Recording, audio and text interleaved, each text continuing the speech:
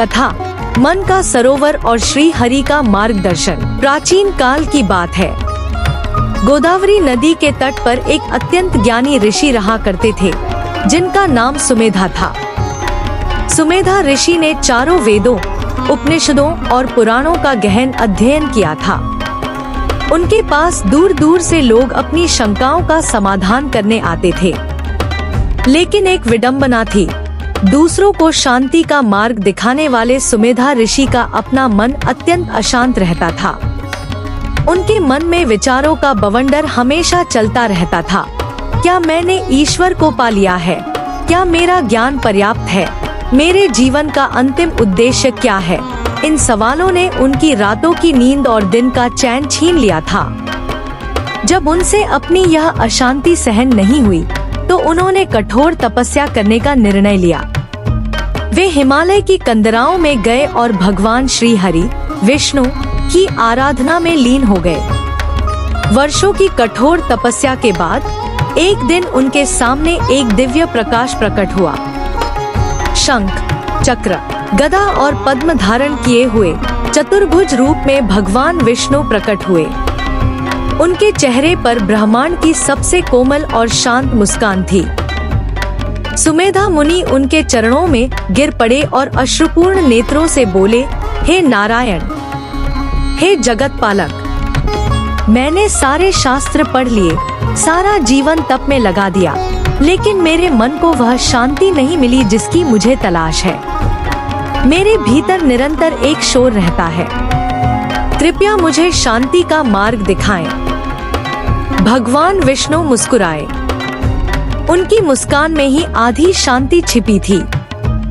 उन्होंने मुनि को उठाया और कहा, सुमेधा, ज्ञान प्राप्त कर लेना और उसे अनुभव कर लेना, दोनों में बहुत अंतर है। तुम मेरे साथ चलो।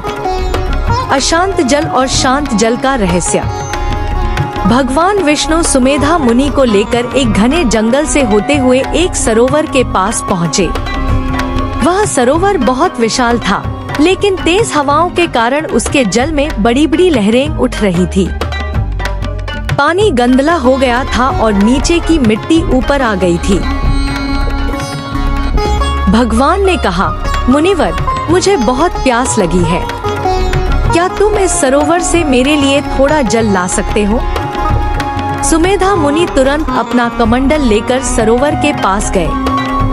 लेकिन जब उन्होंने देखा कि पानी बहुत गंदा है और लहरों के कारण मिट्टी घुली हुई है, तो वे खाली हाथ लौट आए। उन्होंने कहा, प्रभु, यह जल पीने योग्य नहीं है। हवा के कारण यह बहुत मटमैला हो गया है।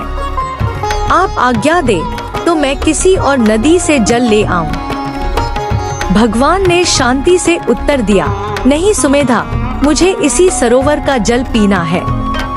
हम यहाँ एक वृक्ष के नीचे कुछ देर विश्राम करते हैं।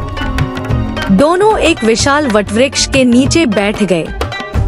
सुमेधा मुनि का मन अभी भी विचलित था कि वे अपने प्रभु को जल नहीं पिला पा रहे हैं। लगभग एक प्रहर, कुछ घंटे बीत जाने के बाद भगवान ने फिर कहा, सुमेधा, अब जाकर देखो, शायद जल पीने योग्य हो गया हो। सुमेधा मुनि फिर सरोवर के पास गए। इस बार उन्होंने जो देखा, उससे वे आश्चर्यचकित रह गए। हवा बंद हो चुकी थी।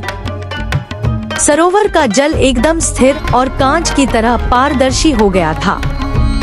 सारी मिट्टी और गंदगी नीचे तलहटी में बैठ गई थी।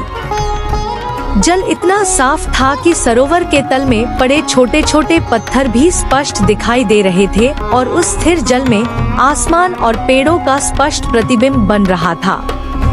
उन्होंने प्रसन्नतापूर्वक कमंडल में वह स्वच्छ और शीतल जल भरा और भगवान विष्णु को लाकर पिलाया।